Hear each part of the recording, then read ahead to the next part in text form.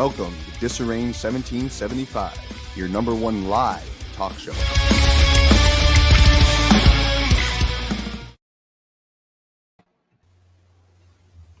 What's going on, brother? Episode 11, man. We made it. 1-1. How we doing, pal? Doing good, man. How are you? I'm doing all right, man. How's your week? It was good so far. It's busy. We're getting pounded with snow. Right.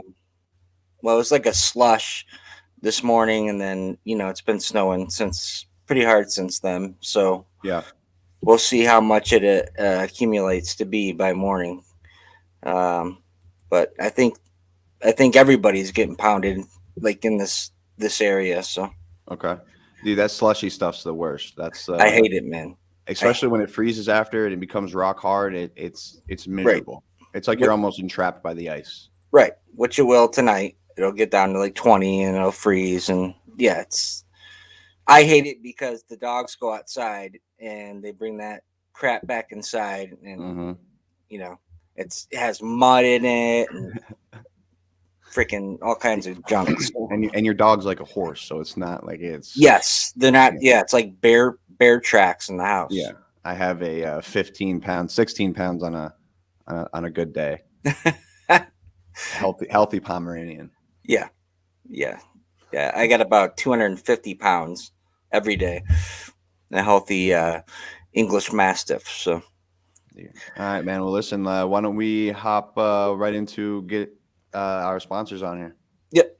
So I'm gonna go ahead and shout out to today's sponsors for our show. Neptune's Plumbing and Heating is in Baltimore, Maryland. My man Dan is a third-generation master plumber who specializes in wells, water treatment, drain cleaners, boilers for residential and light commercial markets. Give Dan a call. There's no job too big or small, and he serves his community. That's Neptune's Plumbing and Heating. The info is provided below. Phone number 410-776-5864. Our next sponsor is Sunny May Cleaners. Our girl Bella Wiley and company specializes in residential commercial cleaning. Give them a call, 443-939-4578, or you can submit all your cleaning requests online at sunnymaycleaners.com. So thank you to our sponsors today. Awesome. Thanks, man. I appreciate it. What's going on, everybody? Tonight, I want to start off as a reminder to everybody that this is meant to be a judgment-free network for all. And tonight, we're going to dive into a topic I can honestly say in the past I've had opposing feelings towards. And I would imagine these thoughts and feelings came from a lack of understanding and compassion towards the subject. I'm a heterosexual male who has never had any other feelings towards the same sex. And by society's eyes, this is normal. And people of faith would believe that God created man and women to be together. How come an individual that is on his or her own journey to find peace and happiness subject to social and religious criticisms? At one point in time, I had a strong feeling towards gay men openly serving in a ground combat unit. I'm not proud of it, but it's just something that's true. I blamed it on emotional logistics, if that's what you wanted to call it. As a Marine, you need to make split-second decisions when yours and other lives are on the line. That's important. I ignorantly thought that somehow being a gay male in a ground combat unit would somehow affect the mission accomplishment. And I was wrong. Who was I to judge the character of another Marine or a man in that matter because his emotional or physical connections with the same sex? I was in no position then, nor am I in now, to make that judgment on any man or woman. Tonight, I hope everyone can see the true message of service, dedication, and the willingness of an individual to break through his lifelong demons in his very own pursuit to happiness. Very well put, my friend. Thank you, sir. Yeah, I can echo pretty much all those sentiments. Speaking for myself, however, I had more of an issue with actually females serving in ground combat because I thought it'd be more of a distraction. Right.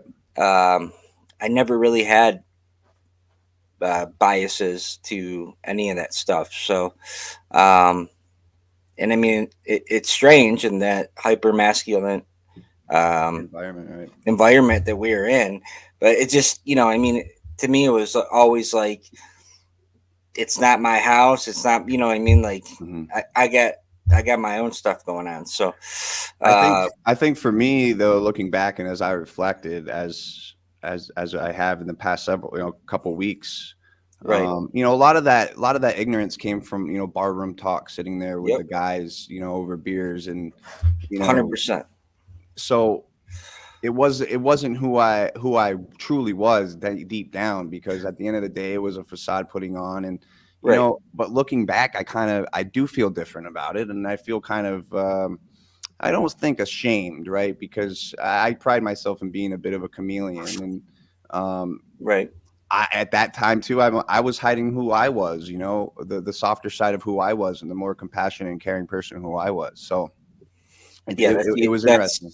That's easy to do when you're in the Marine Corps. I mean, yeah, absolutely. Not too many people shine the soft and sensitive side in the Marine Corps. So no, not at all. And it's and as much as every Marine that, even Marines I don't know or never served with, or are very supportive, just in general, that is one thing that the compassion side that they lack. And as we get further down our journey at Disarray 1775, I'm really excited to, hopefully meet another side of some of our friends, and our people that we think that we know outside as civilians, because as we've learned in recent past, that it doesn't necessarily matter who or what you're about. The character of being a Marine is something that will always be a part of that person. 100%. So, tonight I'd like to introduce our guest, and Tommy Coffey. What a stand-up guy. He came to Romeo Unit to deploy with us. And do you remember your first interactions with Tommy? I believe I met Tommy in 310. And we got chopped over to 510 to go to Afghanistan. Okay. So you had with met like him. Hernandez and all those guys. So I just I didn't have a ton of interactions with Tommy. To me he looked like a hard-nosed corporal. So as a PFC, you tend to shy away from from that. You never really want to go around corporals, especially. So yeah, but I remember, squared away. Yep. Freaking locked and loaded Marine, every time I saw him. So same here. That's what I remember of Tommy when you guys came over. Obviously he was in headquarters. I was in guns. Right. But a lot of the interaction too was in the field and off out of the field sometimes too. I always just saw him. He was just super squared away. And like you said, to your point, stern, a Marine's Marine, I definitely didn't want to cross him just by the way he presented himself. And I just always respected him, wanted the rank, and he never really messed with me. So, I mean, I was always good, right? He was very respectful, but yeah, I know he was a go-to guy for his MOS too. Yeah. 100%. I know he was leaned upon and trusted in his area of expertise.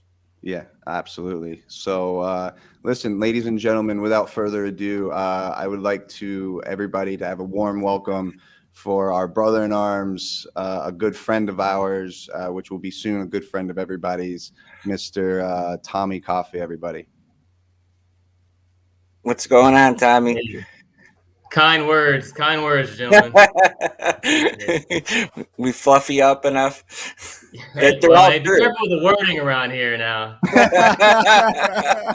But no, I want to preface real quick. I'm having some glitches here and there. For the most part, I understand you guys, but bear with me if I have y'all repeat yourselves. I'll try to talk slow myself because I'm a speed talker. So. Okay. Yeah, no problem. And if any time, we'll try to slow it down for you too. Make sure the connection's going through, and Yeah, man. So we're great to have you on as a buddy check, pal. How you been? I'm good. Yeah, I just left the gym. I work 4 10s, so it's pretty nice and luxurious in the sense that I'm obviously doing something I love as a physical therapist, working at the VA with veterans. And then also at the same time, I have 3 days off a week. I go straight from work at 6 o'clock to the gym, and I didn't rush by any means, so don't feel like y'all rushed me. I just told you I might be a little late, but luckily y'all did fluff it up enough to where I had time to sit back and listen. Yeah, so. Me and Turner never have any issues bumping our gums, so never. Especially when we get to touch on reminiscing about the Marine Corps. I mean, it's all day. Yeah, all day. I'm glad you didn't bring up any sour subjects like the whole brawl from Afghanistan, Camp Manas. That's gonna be a whole I'm definitely gonna bring that up. Well, it's brought up now. Yeah, that's gonna have to be a whole episode in itself, Tommy, for sure. Fair enough. Yeah. So let me see. Go ahead, Matt. No, I was gonna say let's just get right into it, and I know we want you to tell your story and kind of before we get into like the military side of it, Tommy, would you mind just giving us a background of where you grew up and how your childhood was and what led you to join the military, let alone the Marine Corps? Gotcha. I won't make it too brief because it does kind of make me the person I am, even, despite what the Marine Corps, broke us down, built us back up in a sense, I've always, the way I was raised kind of still makes me the man I am today. First and foremost, come from a broken home. As far as I can remember, even I think by age 4, my parents were, custody battle, divorced. My dad, fortunately, won custody. Mom was not deemed fit by the courts, if you will, at the time, drugs, things like that. Just not the best mother at the time. So my dad, I was kind of raised by my dad, but I say that because he financially, he supported us. He worked offshore. He was gone a lot. And so I was really raised by a lot of women. It was a household full of women, whether it be my older sisters. I have 2 of those. I went through quite a few guardianships with cousins, aunts, things like that. Couple stepmoms. And so I kind of went not home to home. By the time 4th grade, I was 9 years old. I had a good shelter, if you will. My dad still lives in that house, so it's not like I was bouncing from home to home or anything. But it's just I went through constant guardians or adult figures, if you will, which happened to all be women. And most of them all strong women, especially my oldest sister, Jennifer. She pretty much raised me, and I would deem her as my mom if I had to. But I had multiple motherly figures that I look up to still to this day. Fast forward, obviously, I guess it gets to the point where kind of the homosexuality comes into play, I guess. 6th grade, as far back as I can remember, whenever puberty, what feelings start to rise. Right. My crush was a boy. It always was. I just instantly was Brandon Goodell. I remember the name. It was him. And, I had girlfriends, but like girlfriends in the sense of holding hands down the hallway, like passing notes, phone calls at night. But nothing that I innately wanted to pursue in a sense, just felt like it was obligation. It's how things were, especially regardless being raised by women. That's just how every other relationship that I've seen was man and women. Mm-hmm. Wasn't highly religious, so I can't back on that. But it was just that was what was right, and what was wrong was being attracted to the same sex. So either way, middle school it started. I knew I had these feelings. Fast forward to high school, where things get a little bit more interesting, because I think that's when the boys will be boys type thing, and they're, at least in my crowd, in my high school. I don't know if you ever watched Euphoria. I'm not that crazy on that HBO series, but my high school was we weren't doing heroin or anything, but people were sleeping together and starting to, 9th, 10th grade.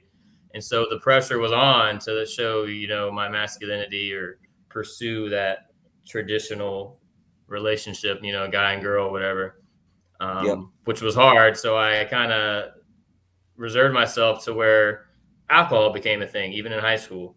And I would join parties and kind of mask that kind of side of me in a sense that I was just a fun guy to be around. And I wasn't really portrayed in he should be with some girl or something, I was just kind of I don't know, aloof.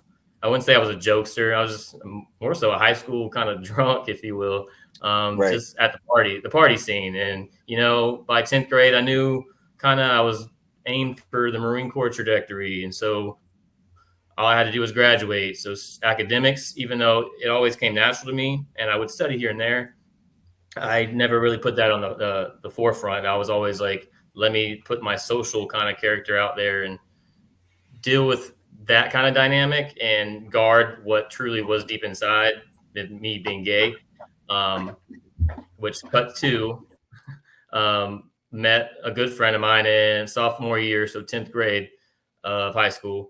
And his name was Ryan Welch. He served, I think he did 12 plus years. I mean, he just recently got out 2018, I believe. Still talk to him, but not as much, but was really close with him in high school.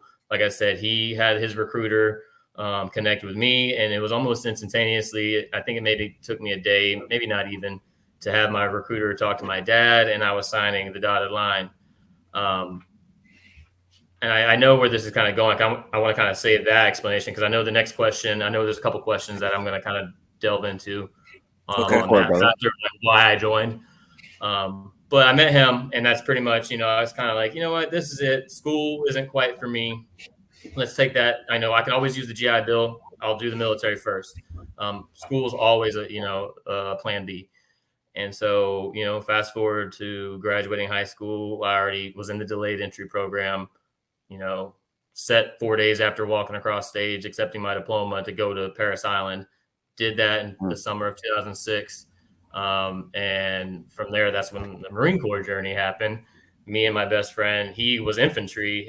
I was, what I wanted to be was military police because I knew that was a good, transition. If I found out the military wasn't for me, I'll be law enforcement. It's just the easier thing in my life and all that in the future. And so I always had my shit together as, 18, 17-year-old. I knew I was thinking the future. I knew I wanted my shit together. I didn't want to be, constantly, as my childhood was, these, revolving door of, even though they're relatives, I just didn't want a revolving door of like guardians and treating my, at the time, future kids who I just didn't know what was going to be. Like the way I was raised, even though it wasn't terrible. Like, I don't want to paint that picture, but it just wasn't ideal. But yeah. And so went to the Marine Corps, and then I guess that I'll leave it at that. That was my childhood. That's me being born and raised in Pensacola, Florida, Panhandle. I forgot that part, but that's where I'm from originally. Usually kind of conservative, but it's a military town. It's got Naval Air Station, the Navy town. Right. Marine Corps Air Wing, they go to school there. Some of the guys go there for training. Down in Florida. Yep. Yeah, that's kind of a feel of me as a child growing up and dealing with feelings, if you will. Now, when you said around 10th grade, you knew that you were going to probably pursue something to do in the military, or the Marine Corps was probably your route. What made you at that time pick the Marine Corps specifically? This is where it kind of embarrasses me because the truth is the guy I mentioned, Ryan, a good friend of mine, still is to this day. To be honest, I don't know if he knows I'm gay, but I don't know if he technically knows the root cause of why I was kind of shifting my career trajectory or just my path in general. Was I had a secret little crush on him, and I wanted to continue my friendship, if you will, masked by this masculine facade of me wanting to be hoorah, kill babies, go Marines with him because that's the way he was. He was in the he was all sporty, athletic. He was in the weightlifting, doing all that stuff. I wasn't. I was just kind of like the sidekick, but he kind of made me that guy without doing it per se. So another beard or another kind of facade, if you will, added to that layer, that 7-layer gay cake. So he really just kind of, me being, connected to him, it kind of furthered me away from that oh, he can't be gay. Ryan Right, would never right. hang out with him. Ryan doesn't like gay people because, I mean, obviously he would say homophobic things. I remember I was the first one to join in on it. I think we mentioned it, just talking, prepping for the show. It was like the fag this, fag that. I was quick to throw that out to make sure that it wasn't directed at me and they didn't penetrate my weakness or my, defense, if you will. And I truly regret it because obviously I don't condone that word or, with any ill intent, I should say. At the time, I didn't care because I was saving face and I didn't care about anybody but me not being outed when I'm not ready. Or, for that matter, at the time, never being outed because maybe it'll change. I don't know. So, right. So a crush made me choose the Marine Corps. I'm sorry. To revert back to your question. A crush, and then obviously, again, the Marine Corps. What branch would you join if you're going to be like, I want to be separated from anybody ever calling me gay? At the time, in my 17-year-old mind, it was the Marine Corps. And I was like, if I can do this, one, either they'll beat the gay out of me, or two, it's just going to be hidden deeper, and I'm good with that at the time. Right. So. Yeah. Right. Go ahead, Matt. So was that's what I was going to ask, Tommy. Was that a thought, like in your thought process? Maybe if I go in the Marine Corps, you weren't like solidified that yes, in fact, I'm a gay man, and there's no changing this. If I go in the Marine Corps, maybe that'll change. Yeah. Oh no, for sure. It would definitely was mindsets off and on as as an adolescent or anything that. What you see on TV at the time, I guess, in Hollywood and how it was portrayed, or even how parents reacted to gays on TV, their kids being gay or flamboyant, it's a phase, or even the gothic thing is a phase. It's right. Even now, even up in the current events, trans community, it's a phase. Adolescents, boys that are dressing up as girls, it's just a phase. And so I thought there was an ounce of maybe there's some truth to it. And if anything was going to cure that or, fix it, it'd obviously be a hyper masculine, branch. But then again, I'm thinking about it. I'm like, you're dumb. But you just surrounded yourself with even more men. And you're just solidified that, you're definitely gay, dude. Yeah. So go ahead. Oh, no, go ahead, bud. No. So with that decision process, Tommy, and understanding, okay, like Marine Corps it is, were you aware of what the don't ask, don't tell policy was before joining? In passing, I knew about DADT or don't ask, don't tell. But like I said, it was never a concern for me to really care about it at that time, being active duty or even going through the pulley system or delayed entry program, because it wasn't going to be a concern for me because either one, it's going to get fixed by just going in, or two, it's just going to be, no one's ever going to freaking know because I'm not going to say anything. Just like it, I just didn't care because I was I was going in with a buddy, obviously the crush, but he was still a great friend. I mean, obviously there's attraction there physically, but it was just also his person. I don't know. It was like, obviously everything that I kind of wasn't, and I wish I could be, I guess. And maybe that's what it was. I guess I feel like that, when girls, I don't want to say this because that's bad, but daddy issues, and they always kind of end up dating. So I feel like that's kind of the dynamic. I wanted to be him, so I kind of want to date the fake persona of myself. I don't know. Either way, as narcissistic as that sounds or whatever, I just wanted to hide the true self, the gay part of me, and continue on with the fun I was having because there was fun. Obviously, I mean, I shouldn't have been 15, 16, I think even 14, turning up on bottles and drinking. But it was a way to kind of cope and at the same time mix in without being seen. So. Right. And that was pretty natural for you to be able to do that, right? So it wasn't like there was no time in high school or any of that time period before the Marine Corps where people suspected that that you were gay or anything like that. In high school, I mean, my closest of close friends, but I mean, I wouldn't say Ryan, the one I just mentioned I joined with, but I've known a couple guys since like fourth grade and even sooner on. And they've seen me obviously transition before puberty. So there's some people know me on a deeper level. Even my sisters, even when I came out to her, she said, I already knew whatever you wanted to say. But I always hear that, and I'm like, I thought I did a bang up job in hiding it. So, and especially in the Marine Corps, because I just felt like it was always natural because I've been hiding it for so long, ever since 6th grade. I just figured the Marine Corps, I mean, if it wasn't fixed, even if I was to do 20 years, you know, and retire, like it would just been of a dark secret, and that's fine with me. As bad as that sounds, at the time, I should say, I'm sure timing would have changed. Don't Ask, Don't Tell was appealed, and things would have changed eventually. But in my mind, at 18, 17, whatever it was, I was ready to, you know, swallow that pill and keep it, you know, buried deep. So if I could just paint the scene, not paint the scene, but just give a little bit of a definition of the Don't Ask, Don't Tell policy. And Matt, you're the, you can correct me if I'm wrong, since you probably know the policy probably a little bit better than I do. But Don't Ask, Don't Tell is basically back when we were serving, you couldn't be an open gay individual serving in the military. So the idea was, if you don't ask, you don't tell. Was kind of hush hush. Is that a good way to describe it, guys? I would agree. Yeah, it's just no one speaks of it. It's kind of Voldemort, if you will. Like it won't be mentioned. You're right. But at the same, I mean, if it was, or if you were to be found out, or God forbid, a relationship, like I think I mentioned with you guys, sleeping. I was with women. I was not a lot, but I would, you know, fake the funk and sometimes seal the deal at times against like my good fortunes, if you will.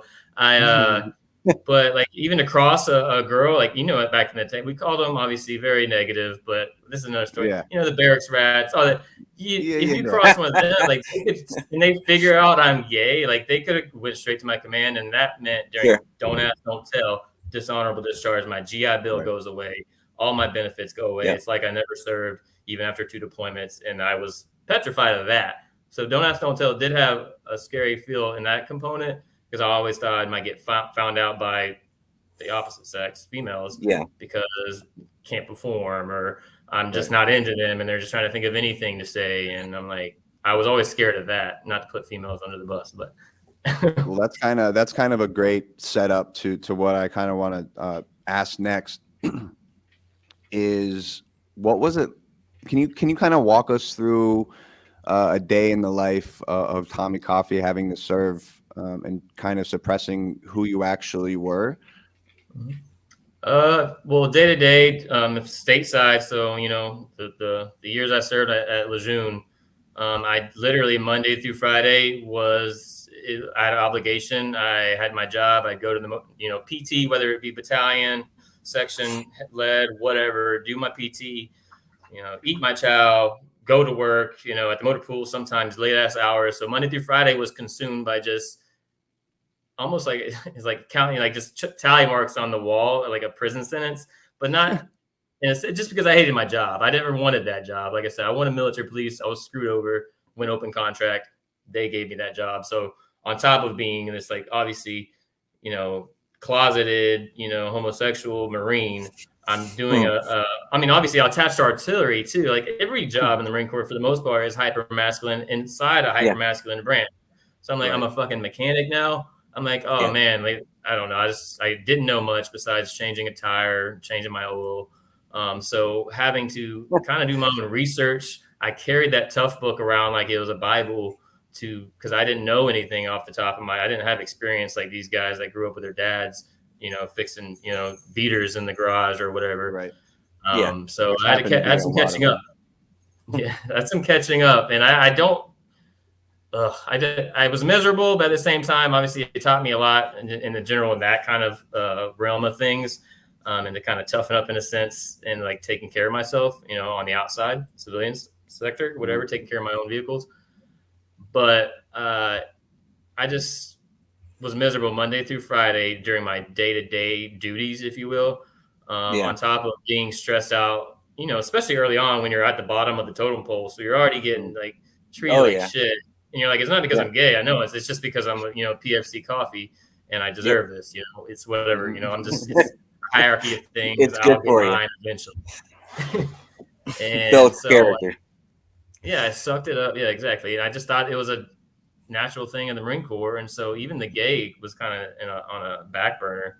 It was just trying to survive the rigors of being a Marine day to day without pulling my, you know, hair out. But go figure. Anyways, but yeah, so I did that, and then cut to weekends. Weekends was my jam. So sometimes you may have seen me out. Again, alcohol was a turning point, or at least a go-to. I meant a crutch, a shield, whatever you want to call it. But eventually the night ends and the club lights go out, and you've been dancing with this girl for so long, and your boys are looking at him like, yeah, she's really into you. And I'm like, yeah, I know, sucks. But so you're already been making out with, like, obviously that's just, make out with whatever. I'm like, fucking do that. But I was like, when it comes down to the nitty gritty, I was like, oh, at least I don't have to do it in front of anybody. But still, I'm like, can I complete the, go the whole nine? Not likely. And so when it came down to it, I am still a red-blooded male, regardless of homosexual or not. I do have urges, and eventually I could perform with a woman. It's just, wasn't ideal, and it wasn't, I don't know. It wasn't fireworks. It wasn't, I didn't want to do it again. I don't know. I just did not like it. And nothing against women. I can admire their beauty and say they're fine from afar. But yeah, when it comes to sexual intercourse or interactions, it just was never a thing that I wanted to pursue.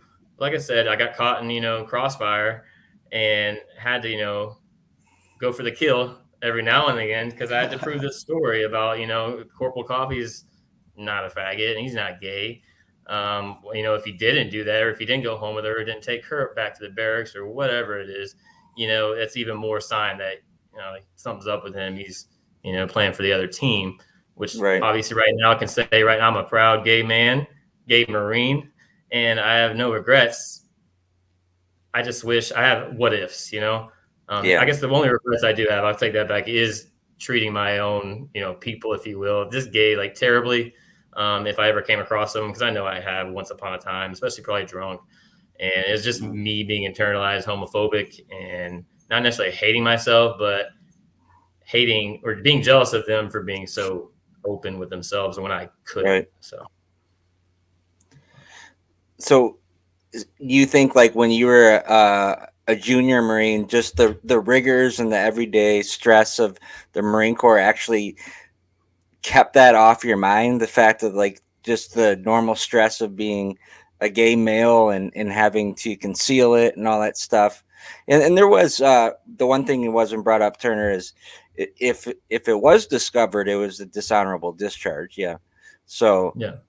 That's bad news bears. So that's a lot to deal with. I mean, going through every day, imagine going to work every single day and being worried that you are going to be found out from something that you have feelings for. And if you do, you're going to lose, not only are you going to lose your job, you're going to get a dishonorable discharge, which will affect your life moving forward in any job you pursue. You lose your benefits and everything that you've worked so damn hard for.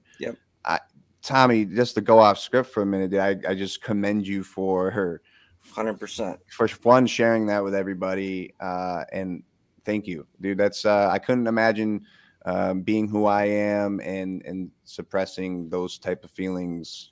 If the roles were reversed, I commend you for that, man. Being told not to be who you are, which, like I said, again, I'm a different story. Every individual, like, obviously, homosexuals are a heterogeneous group of people. We're all individuals. We just obviously have some similarities. And when I say my experience, I really want to come on here because I was hoping someone would take it away, but it was never, like, I would say, a traumatic experience for me. Like I said, no regrets, just what ifs. I loved my 5 years in the Marine Corps. I just said, what if I was able to do it as an openly gay man? I love the brothers that I met, you two, case in point, the deployments I did, the experiences I had, it was all worth it in the end. And like I said, I'm doing pretty damn fine for myself. I think it never really affected me to a point to where it got in the way of my goals career wise, or, I made some, I had some bumps in the roads. Obviously the thing I brought up with, took my rank. Who knows if my rank wasn't, if I didn't get busted down, I probably would have stayed. I don't know. It might have been a career, and I did maybe school on the side. I don't know. I just knew physical therapy was always a plan B at that point, that fork in the road. And I was like, tried to really get my rank back, and it just, I guess, first sergeant wasn't really seeing the fruits of my labor, if you will, no pun intended. But it's just, yeah, I just like, okay, it was time to, hit, my terminal leave was coming, and I decided to get the hell out. And I'm not angry I did that. Sometimes it makes me choke a little bit. I don't know where I would have been if I did, 20 plus years. Because I thought I was a stellar Marine. I really did. I appreciate everything y'all said. And I tried my hardest to do good, but obviously I had my fun. I mean, I might be a gay freaking, male, but like I still enjoy fucking fun. I love drinking. Yeah. I like going out with the boys regardless. Like I had no end route of trying, score at the end of the night, like most guys, but I just wanted to go out and have fun, and I did. And sometimes it cost me. So mistakes were made. Can you share with us, it's kind of be a two-parter right here. Can you share with us your hardest experience that you had to go through in the Marine Corps versus, one of your best experiences? Yeah. Can you repeat that, or you cut out a little bit? Yeah, no problem. Can you share with our audience the hardest thing you had to experience while being in the Marine Corps and being, suppressing your homosexuality, and versus the best experience you had during your service? I feel like so I mean I did 5 years. That was it. I mean it was a good bit of changing. It was my youth. I got out at 23. But I guess I'll start with the worst experience because I like to end on a good note. I guess kind of sitting idle while a lot of good buddies of mine either had long-term relationships, Marine Corps balls going. I would bring girls, but I'm like, obviously, I would really like to enjoy my time at these functions because it's a big deal. The Marine Corps ball, the birthday, all that good stuff. And I know that's probably not. It's in my mind. It was like kind of the worst experience. There's a multitude of experiences compounded that I wish would have been different. But again, nothing that's making me lose sleep at night. I sleep fine. No PTSD in that sense on that kind of being the closet male that couldn't be who he wanted to be. Which on that note, I want to kind of segue, but I did this because I know there are guys out there, even with Don't Ask, Don't Tell being a thing anymore. It was appealed the year I got out. It's been 11 years. It's been gone. So, I mean, you're free to be open. There obviously the females are breaking into, more male dominated fields, whether it's infantry, artillery. Things are changing. But that doesn't mean that it's not still a stigma or scary for these guys, because again, it is a hyper masculine field. And Gardner, you said something about, obviously you served recently with a flamboyant, a feminine sergeant, if you will, that couldn't hide his mannerisms or couldn't hide that he's gay. I had no issues with that, 99.9% of the time. So I was never really even scared of being found out in that sense. But I couldn't imagine guys being not raised, but just having those mannerisms. Yeah, I got out in 2018, and I think when I was stationed in Okinawa, it was like, man, it was 2015. There was an openly gay sergeant, and he was, he was out and proud, and it was new, obviously, because coming from ground combat and then Don't Ask, Don't Tell, and all of a sudden it's like, whoa, But yeah, so the tide did change, and I'm sure it's even a lot more different now. But it was always more. We talked about this. It was always more acceptable for female Marines to come out as gay or lesbian than obviously like a male Marine to come out and be proud of being a gay man. So. I wish y'all could only see how glamorous it is from my point of view. I know 2 women is hot, but I'm just letting you know, man. I can, rose-colored glasses. That's awesome. But no, to go back to your question, sorry, I know, like I said, a segue, but the best part of my time in the Marine Corps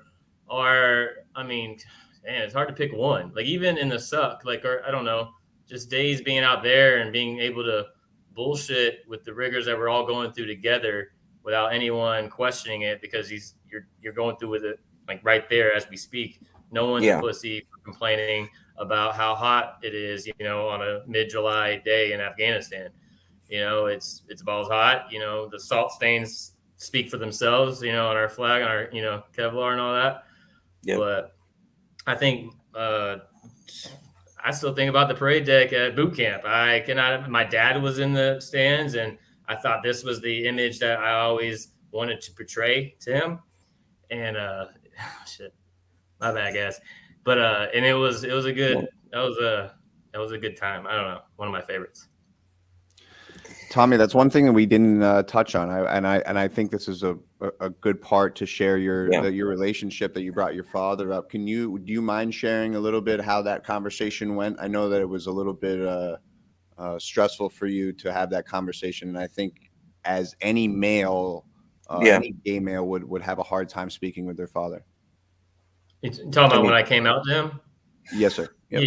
Yeah, that was so I got out in 2011. May was my EAS, late May.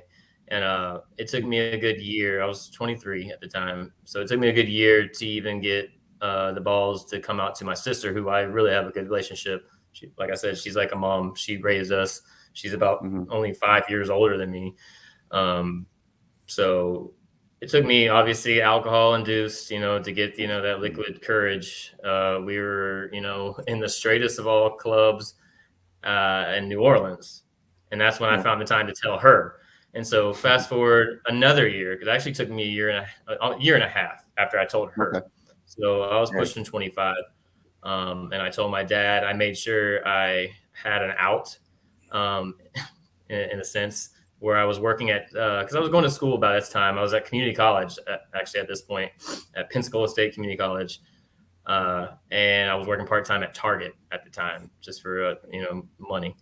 Yeah. And I had to work at like 1, I believe. And so it was like lunchtime, noon, just pushing 12:30. So I, you know, obviously had 30 minutes. I had a close window to where I let this out.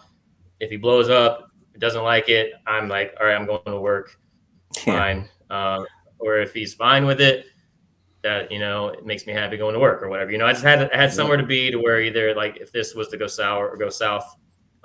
But anyways, I was in his garage at my childhood home that I've been in since 4th grade, or I was raised in, I meant. And we were leaning at the pool table. It was kind of like obviously not making eye contact. I think I was just throwing one of the cue balls around, you know, hitting one of the corner pockets. And just telling him eventually, he's got his Bud Light in hand. He's tinkering with his Harley or something or another in the garage. And I just told him I had something to say. That's after my stepmom walked in. And I think my sister kind of snitched. My stepmom kind of knew that she needed to walk away. And I never told her. I sensed that my sister probably did. So she left the room, and I just told him I had something to say, because I wanted it to be short and sweet, because I just, you know, pulled the Band-Aid off. And I just told him, I was like, I'm gay. And that's when I looked up to him to see how he was. He's leaning back on the other side of the pool table, and he sighs. You know, it's not a full, it's the longest like 10 seconds of silence, to be honest with you. But it wasn't too long, but he sighs and he says, you know what, I feel like there was discussions behind my back, to be honest with you. I hope it wasn't the case, but he sighs and he just kind of says, you're my son, I love you, and that's not going to change anything. And he took it the best way I could ever imagine. And he was the biggest mountain I had to climb. Great. And so after that point, fuck everybody else.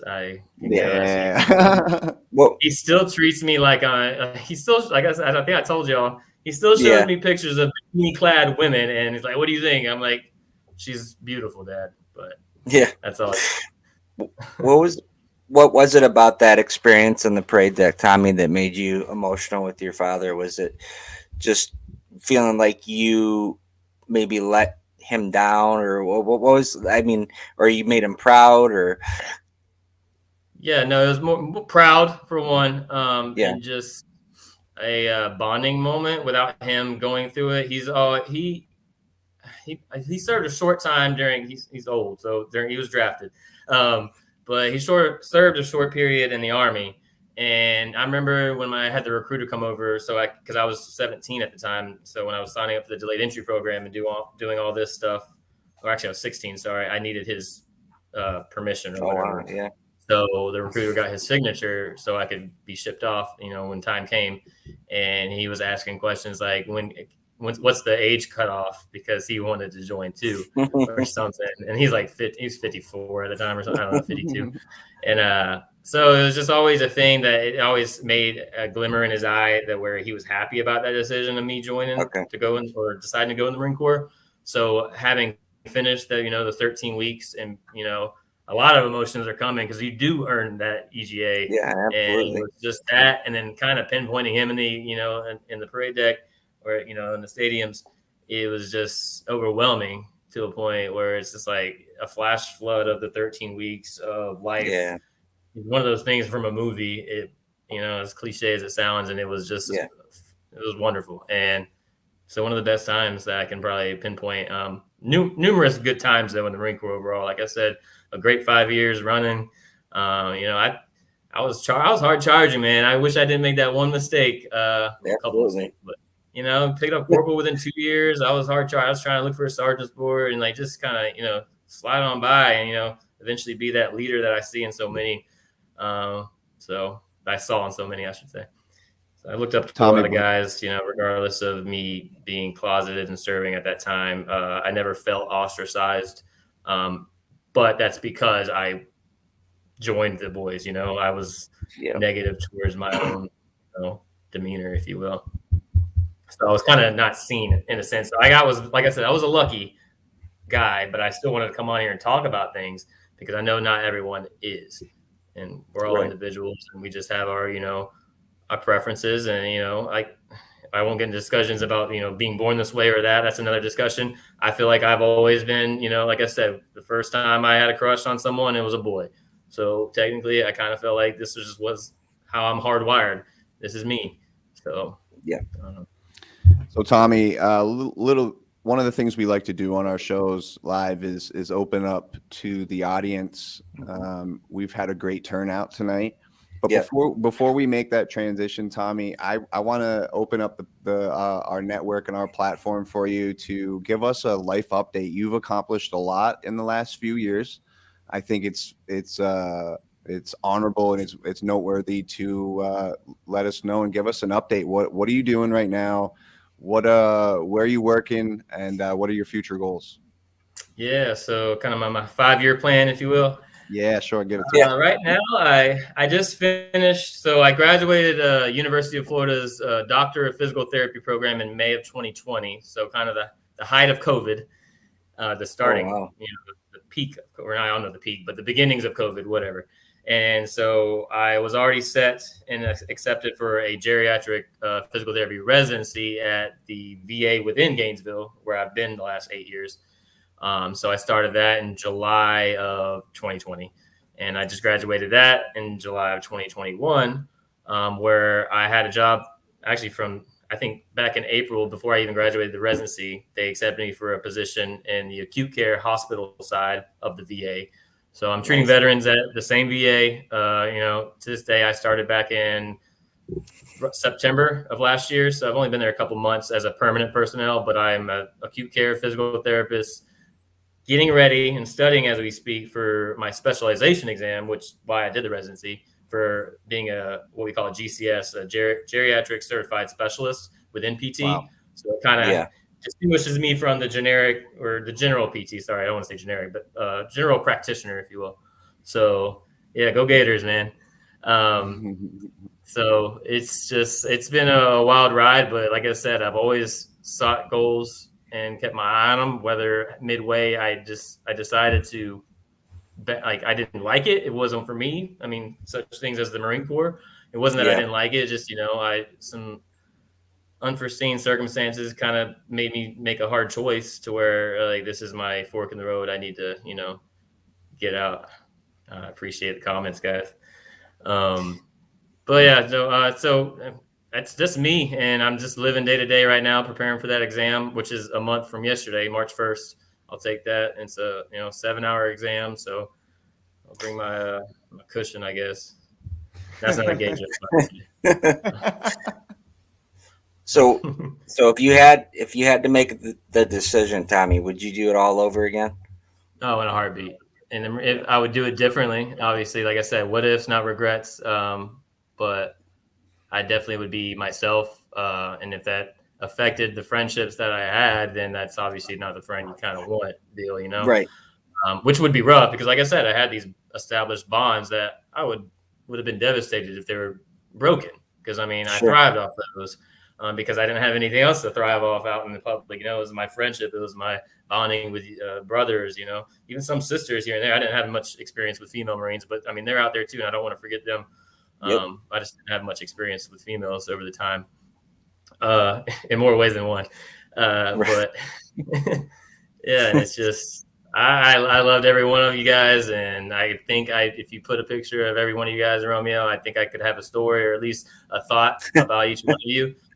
And good things, of course. And it's just, I don't regret anything, and I'd do it again. Yeah, that's incredible. I think the biggest message here, Tommy, that you brought to our audience, you've personally brought to me, and I can probably say you brought to Matt also, is your ability right now to flourish in who you are as a person, and look back at a time and understand what it was to the process, and pushing through and all the emotional battles that you've gone through, man. I just, again, commend you, and I really, really appreciate your rawness tonight and just kind of, being real and being who you are. I just thank you very much, man. I appreciate it, guys. Thank you. Yeah, I'll second that, and I just want to tell you, man, I so applaud your bravery and what you had to go through, and just so you know, speaking for me and Turner, I know, you're our Marine brother, 100% forever. Without a doubt. I likewise. Yeah, we love you, man, and super proud of you. Super proud of you, man. 100%, dude. We're gonna open up here. We've got a bunch of people. We want to make sure we at least give the opportunity to let them know that they are on here. But yes, man, we're all very proud of you. And the lessons that I've learned in the last just couple weeks planning this episode with you and talking with you, man, I want you to know, everybody here, has an open door policy in terms of wanting to get on. Matt and I are on this thing nightly. We send private links out to anybody that wants to hop on and just be with the boys, right? So you always have a place here at Disarranged, and I appreciate what you've done for us and for me personally. Like I said, I shared my thoughts in the beginning, and again, like going to back to the suppressing feelings. Like I was obviously hiding who I truly am as a person, and that's a person that likes to help people. Yeah, right? I'm not a person that likes to beat people down, but dropping the faggot word or jumping on the bandwagon of, oh, that's gay. Like that was who I had to be at that time. And getting to know you more in this level, Tommy, it's made me feel more comfortable about opening up more of who I am creatively as me as a male. So, and I appreciate it. So, I appreciate it. Go ahead. Yeah, no, it looks like this is Static X. Got to have a strong will. Do go through what you went through, dealing with that pain every day, with the fears of getting discharged. Strong mentality. They're proud of you. That is Sergeant Cruz. Ortega. Ortega. Sergeant Ortega Cruz. Matt, did you have any star that you wanted to take a look at, brother? No, I just I had a couple from Gunny Mercer. I know Master Sergeant Broderick's in the house, and I think the overall message, Tommy, is that you got a brotherhood here that is super proud of you, that loves you, and it's a forever bond, man. So if you ever had any questions of how people feel about you now or whatever, nothing has changed. As a matter of fact, we're more proud of you and more proud to be your friend. I appreciate it. Like I love you guys to death. Like I said, there's no one else I could share the bond that I've created with you guys over the 5 years I served, whether it's obviously a piece of like the deployment or, just time out in Garrison and, getting faded, whatever, and I don't know, just enjoying your company. And obviously y'all didn't really make me feel, like I said, kudos to you guys, because I don't feel like I was ostracized. Then again, it's half my fault for just joining in and being belligerent. But like I said, I can't pinpoint a time where I felt bad. So that was one of my concerns.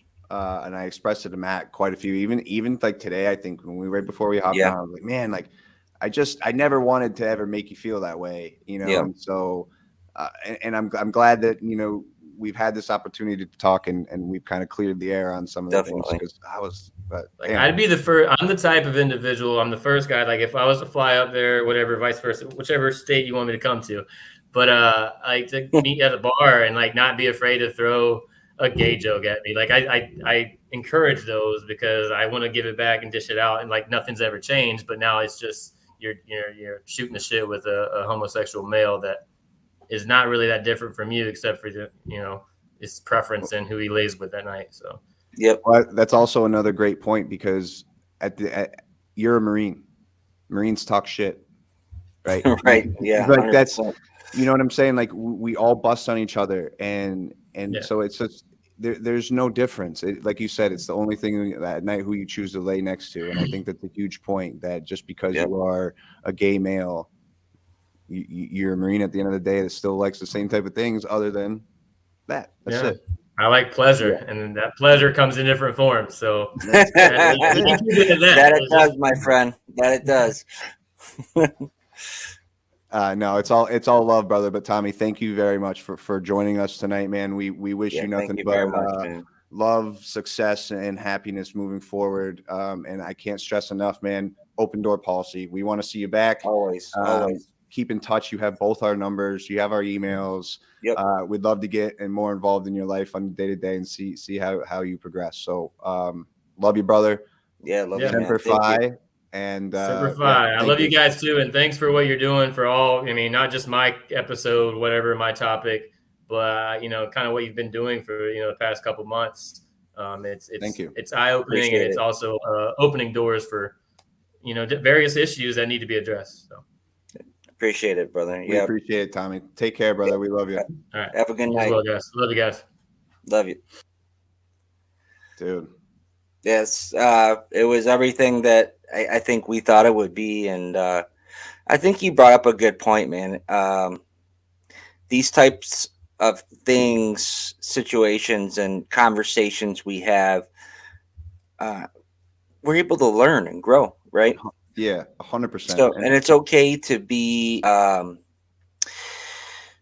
it's okay to recognize, your ignorance on certain levels. And like I told you earlier, when you read me what you thought, it's okay. I think it's acknowledging that growth there, and I think that's the beautiful thing, man. That's what life's all about, and I'm grateful for our relationship with Tommy and the conversations we've had this past week that have allowed us to come to a better understanding of things. And I think it's really caused both of us to reflect on a lot of things in our life. So absolutely. I mean, I think everything in life is being able to look at it in a different lens or a different perspective. And when you're bombarded with ignorance or surrounded in an environment, sometimes that gets fogged.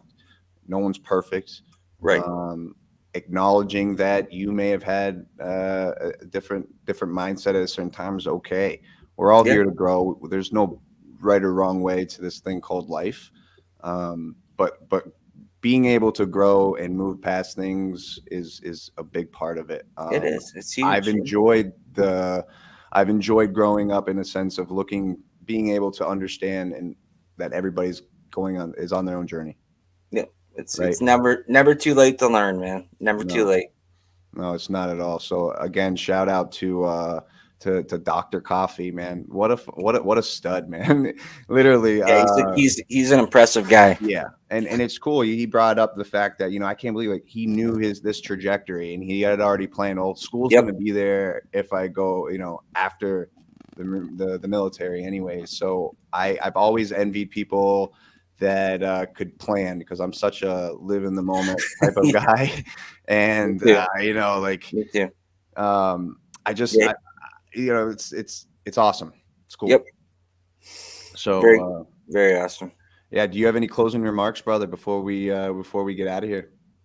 No, I just I appreciate everybody coming and showing support, and I'm sure that Tommy appreciates it, and it just solidifies that, you know, once a Marine, always a Marine, and you know, doesn't matter what the hell is going on. We always have each other's backs. So. Absolutely. So with that being said, everybody, my name is Andrew Turner. My co-host is Matthew Garner, and this is Disarranged, your #1 live talk show. We appreciate everybody coming by tonight. We appreciate all our sponsors, and most of all, we appreciate our guests for coming on and sharing some real raw stories and some inspirational ones at that. So we're going to actually leave everybody with our intro, because it's new and it's awesome. Make sure everybody goes and checks out Disarranged 1775 talk show on Spotify. Disarranged 1775 on all social media platforms. We're kicking it into high gear from 10 to 20 episode, and we're looking forward to it. Take care, everybody. Semper Fidelis. Have a great week.